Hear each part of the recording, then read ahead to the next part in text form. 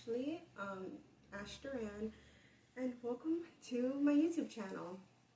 It should be to say that I've been told to start a YouTube channel many times by many people, and I just never did.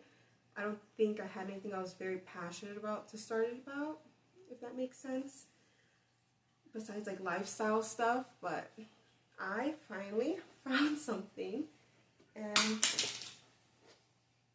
it's books. It's books. I've been a reader since I was young. The series that got me started was The Vampire Academy, and I still have those books, the original ones that I owned as a child, as a teen. Yeah, that started the drive to read. I took a bit of a hiatus around 2017, 2018, but I started back in 2020. You know why. But I got really into reading 2 years ago, where multiple books in a month, not just, oh, I read a couple books this year. I'm reading like 20 books a year now and more. So yeah, but I recently started a TikTok because I got really into the Throne of Glass series, really into it. I wasn't expecting it since I didn't really have the best time reading A Court of Thorns and Roses. I didn't finish the first book. I didn't finish it. I know. People tell me that that one's probably the worst one and to just truck on through, but I think I DNF'd after that ceremony where he needs to mate for whatever reason. The plot escapes me. I wish I could burn that from my memory, but it is what it is. I did end up watching a recap video. I enjoyed the story when I didn't have to read it and it was someone else. Like Carrie can read. I watched her video and it was very entertaining. I loved it. But yeah, so I got really into Throne of Glass. I started a TikTok channel, a TikTok page, and I did recaps and my reactions to everything, and I really enjoyed it. But TikTok isn't the best place for long form content. YouTube is, so that is why I'm here. I'm gonna keep all of my like short reactions and just funny videos over there, and here's where the main event is going to be. Right now, today, I'm going to upload this video and attach all of my TikToks about the first book, Throne of Glass. They're not the best in quality. I'm telling you, it was a passion project of mine. It was not supposed to see the light of day from many people, but here we are. I literally have the cover in the background, and then my head is just floating around while I talk about it. That'll be okay for this first video. And I also have some videos for Crown of Midnight. I'm only on chapter 22, so I'm not too far in there, but I don't have this as a background. My head isn't floating around. It's okay to be uploaded on here, and I think I'll just add to that via this style. So we'll see how that works out, but stick around and get ready to watch my unhinged dive into Throne of Glass. Buckle up.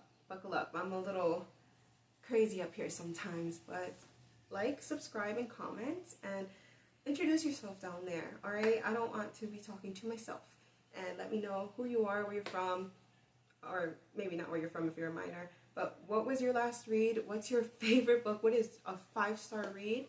And yeah, I hope you enjoy my content, and I'll see you next time. Bye. Okay. I'm on like chapter 32 of Throne of Glass, and these are my theories so far. Don't tell me if I'm wrong, and don't tell me if I'm right. Anyway, let's start with the obvious one. I think Selena is a lost princess from the where she's from, and I think that because, first of all, she plays the piano, which only princesses play that, duh. Second is she was found at the age of 8 by the king of the assassins, right? 10 years ago, from the current time in the book, the royal family was massacred, okay? All of them, every single one was massacred, right? But how old is Selena right now? She's 18. So 10 years ago, she was 8. 10 years ago, she was found, and she was given a new name by the King of the Assassins, which, so sorry, I can't remember his name for the life of me right now. He gave her a new name, and she said that she had to adopt this new personality and forget everything from before because it's not going to serve her anymore. Because she was a princess. She was a princess. I will die on this hill. It's going to be so funny if I'm wrong. But I feel like it's obvious. And it's also giving Anastasia. It's giving Lost Romanov, princess, and the murder of the Romanovs. That's what it's giving. Anastasia was also one of my favorite movies growing up, so I noticed that aspect of it really soon. My second theory is that Cain is the one killing everyone. It's not a solid one. I feel like Cain is the obvious choice to be the one killing everyone, so I don't really like to go for the obvious one. My second, though, would be Kaol to be the one doing it, and the reason why he would be killing only the contestants is because he has this morality compass that he's operating by. He doesn't like people committing atrocities, and these people are the bottom of the barrel. They're not good people. They're murderers, thieves, etc. So it could be him, and yeah, not the best theory, but it's there. And also, Cain's ring, what is up with that? The author called attention to it, and I peeped it. It's right here in my head. I peeped it. And also his sponsor has a ring too, and then he goes like marbled-eyed, and he's creepy. So are they communicating like that? I don't know. I do know, though, is that Cain keeps getting stronger as time goes on. So does it have something to do with the ring? Is he a werewolf? I have this theory that he's a werewolf. I don't know why. There's something about where he's from too. I gotta look at my notes, but he comes from a region where they call them like the monsters or something like that. What if they really are monsters? What if they're just werewolves? And that ring keeps him in a human form at all times. I don't know. I'm just spitballing at this point, but that's what I think. I'm not finished yet. As I said, I'm on chapter like 32. I'll come back when I have more. JK, I have more. So I forgot to touch on the love interests. So we have Prince Dorian. Woe is me, I'm again. I'm rich. I'm a prince, and I can do and have whatever I want, right? But he's just tired of the monotony in his life. Where, and then we have Kaol. Kaol reminds me of Elijah from the Vampire Diaries. I'm not gonna hold you to that. That's all I picture. So welcome back, Elijah. It's great to see you again. I really do like his character, and I don't want her to end up with Dorian. I really don't. I don't really like him, to be honest. But I don't think Kaol or Dorian are endgame for Selena. I think there's someone else, and we haven't been introduced to them yet. They may come later down the line. And then there's Sam. I don't think Sam is dead. I know she thinks Sam is dead because she's like, oh, he would never, or if he were alive, he would have rescued me from captivity before the king even got word of her capture. But I think he might have been the rat. I think he was the one that betrayed her. And she's going to find out later, and it's going to hurt her a lot. But I could also be wrong. I was reading, obviously. Here's my book. I got to chapter 33, and at the very start of the chapter, we're with Kaltane. What's her name? Kaltane? And she's been having headaches, right? And I had a light bulb epiphany moment. What if the Duke, because the Duke entered her room, what if the Duke is like siphoning off of people's energy or like life essence or whatever, I don't know, and feeding it to Cain via the ring, right? It would explain why he keeps getting bigger. It's because he keeps getting fed people's life essence. That makes sense in my head. It also could be like, he's just killing a bunch of people and feeding off of them. That could be it too. But what if that my whole theory is true and I crack the code and I'm gonna sound like a genius to myself later. It'll be amazing if that's true. But yeah, just wanted to share my little up. Okay, now I had to get my tripod because this chapter is gonna piss me off. I just finished chapter 35 and we find out that Nehemia, who I haven't even spoken about yet because I thought that was my for sure safe bet. Yeah, she's part of the rebellion, whatever. I thought she was just the straight and forward shot, plot-wise. But no, apparently she's been tricking people into believing that she's not fluent in the common tongue. She can only speak Elway fluently. But no, apparently she speaks it very fluently. Her accent is gone. Freaking... I didn't think that she was who I had to worry about. She might be the one behind the slaying of the champions. And, like, I guess get nobility scared, get the crown scared. Like, oh my god, people are dying in our castle, being ripped to shreds. But it doesn't make sense, though. Nehemia, why would she, out of everyone that she could murder, and flawlessly, too, might I add, no witnesses, no nothing, why would she go after the champions when they were all slaves in prison? They're like not helping society at all. They were actually actively working against the current regime. Why would you want to kill, as a rebel, why would you want to kill other rebels? It doesn't make sense to me. It doesn't make sense to me. Like, sure, they're bad people, but at the end of the day, your enemy of my enemy is my friend. So why would you kill these people? So now I'm thinking, what if this is just a curveball that Sarah J. Maas is just throwing in there to confuse us, and also gets Elena to drop all of her previous theories about who could possibly be killing the champions and focusing on Nehemia, because she's gonna be like, nope, it's you, I know it's you, and she's gonna miss a whole other piece unless Nehemia is also working with some other people. And why does she keep telling her to ignore the word marks? Like, why ignore them? And then the word marks are underneath her bed, so either they're symbols of protection, they could be ways to travel, maybe?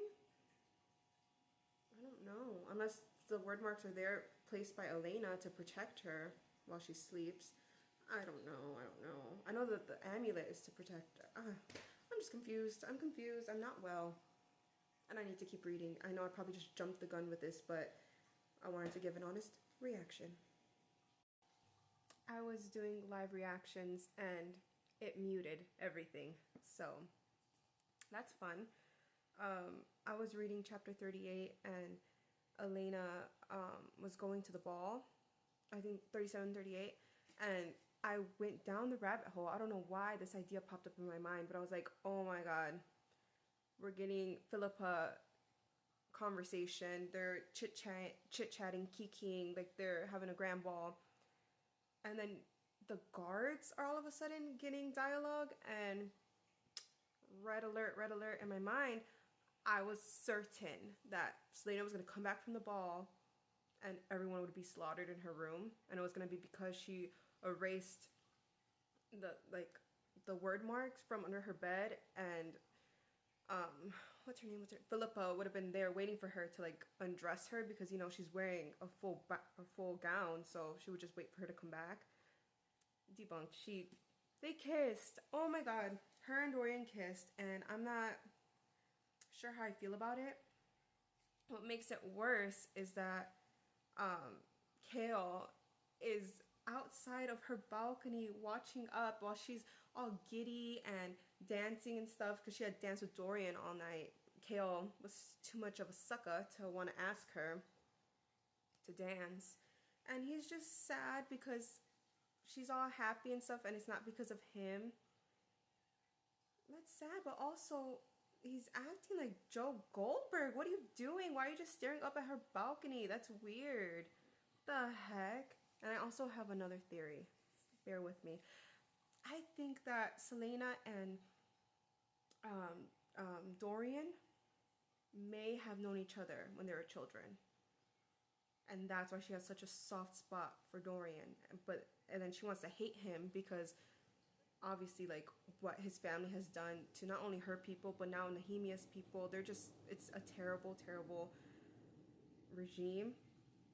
And so she's conflicted. She's like, oh, I like this guy when we were kids, and he's still handsome, he's still cute, and oh my god. But now there's that double layer of him being attached to something so cruel. So that's what I have so far. Okay, I just finished the book. She's going through each of the tasks, whatever. He's an assassin. He gets eliminated. Don't get any mentions of him. Sorry, you didn't make the cut, bye. And then Selena finds Cain inside of one of those like chambers. He's not a werewolf, but he's been summoning these like creatures, right? So it is Cain. It is Cain. Summoning these creatures. But he sets this thing on Selena, and he's like, oh, wasn't supposed to be you, but since you're here, thanks for not making me have to travel with this thing. He dips. She has to fight this thing. Awesome battle scene. She goes and she gets like the sword from, it's an ancient sword. I didn't really talk about that, but it happens. The first king of Otterland, it's his sword, and she had seen it before when she went in there exploring, when she first found the caves or whatever they're called. Anyway, she kills the thing, but it bites her, and so she's poisoned. She's like, makes it back to her room, and she's not in a good place. But Nehemia, the MVP of the book, should have been a main character because she's doing all the fucking work. Yeah, she heals her. She takes her into the water, and she does like some runes, and she is able to heal her. She would have been dead by that bite had Nehemia not been there to look after her. Amazing, fantastic. And then we get her having a scene with Knox after, and she warns him. She's like, hey, I'm only here because I have to be here, because if I try to leave, I'm going to be hunted down. You have the privilege to leave if you wanted to, and I highly suggest you hightail it out of here because you don't want to mess with these things. He notices her like bite mark, and he's like, you know what, I'm gonna listen to you. And he dips out too. Just leaves in the middle of the night, which good for him. Coltane, annoying. I do not like her character at all, but she's being manipulated with like manipulation powers, I guess. The Duke is manipulating her into doing his deeds, getting information from him, I guess. She really hasn't done much up until this point except being annoying. But they make a plot that she's going to poison Selena at like the final match when it's her and Cain. They're gonna poison her if she wins in her little match, which of course she does. And then they're gonna do a toast, and then her and Cain are gonna fight. And so they're gonna poison her, which annoyed at that. I actually started to like Dorian a little bit, I'm not gonna lie. Oh, and did I already talk about when they kissed? I think I did. But I did start to like Dorian, but I still like Kale, so I don't know what I want from that. But so the final fight gets here, right? I'm a little flustered. I just read it. But she is fighting Cain, and she's poisoned. She's not doing well. She's not okay. She has the staff that Nehemia gave her because she's gonna beat him with the staff of Nehemia. And yeah, she's getting beat up. She isn't. I don't even think she strikes him properly. Like, that didn't hurt. And yeah, then she starts hallucinating. And then he rips off her amulet. But she's hallucinating. She's seeing these creatures of the dark attacking her. She's on the ground flailing. Everyone else is like looking at her. There's nothing around her. She's not flailing at anything. But Cain seems like he can see it.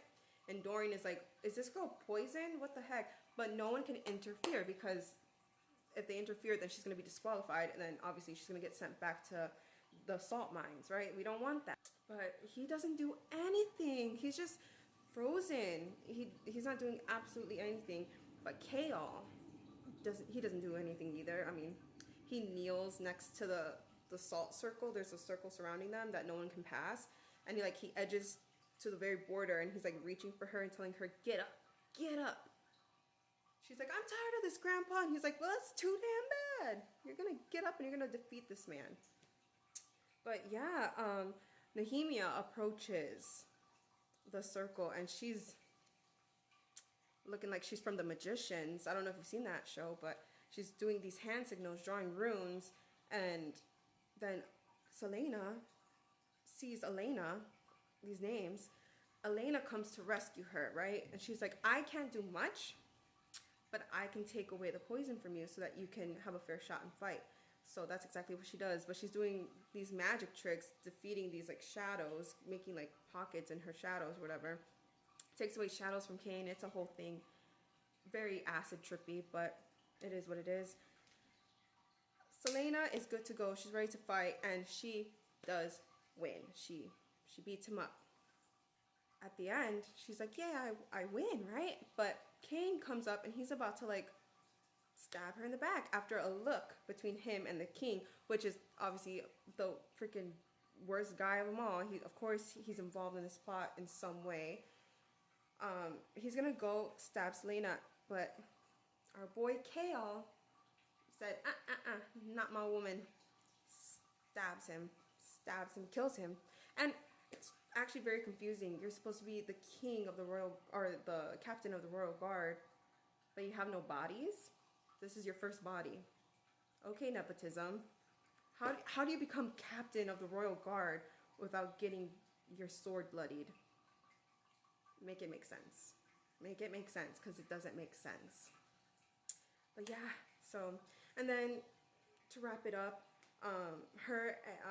Selena and Nehemia have a little powwow. She explains to Selena how she's been the MVP. Her back hurts from carrying the plot of the story from behind the curtain, right? She knows how to use these runes. She's been sending away those creatures that Cain was creating, because he doesn't know how to send them back, so she's been doing it. And that's where she's been the whole time. That's what she's been doing.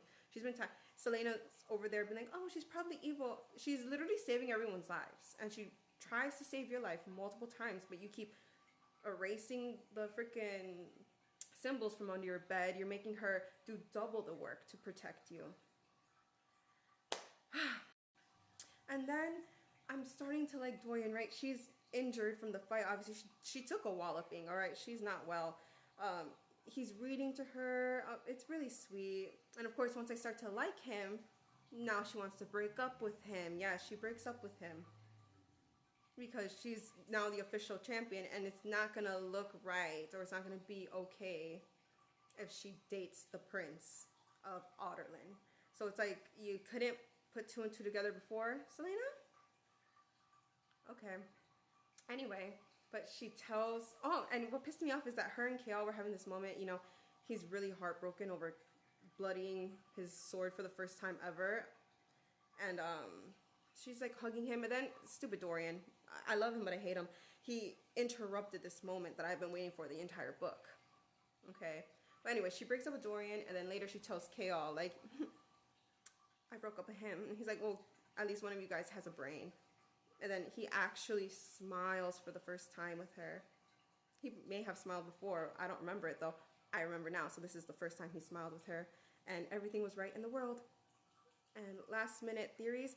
I want actually Dorian and Prince Nehemia to get together. It could be like a 3-book arc. Like it's happening in the back. Because in this book, she's gone from not really caring for him at all. But slowly she's had a better opinion of him as the story went on. And imagine that continuing. It could be magic. It could be magic. But yeah, that's what I think. And the king sucks. I hate him. Please don't bring Caltaine back. She was just a useless character. I don't care for her. And the duke. Ugh. Blood ties never break. She is a descendant of Elena. I called it. I don't know if I said it, but I did call it. And I could show the texts that prove it. But I'm excited to see how that plays out, and her developing magical skills, hopefully. And I'm looking forward to her familiar growing up. Or her dog. I know it's whatever. I'm going to call it her familiar. I'm excited for it, and I'm excited to start the next book.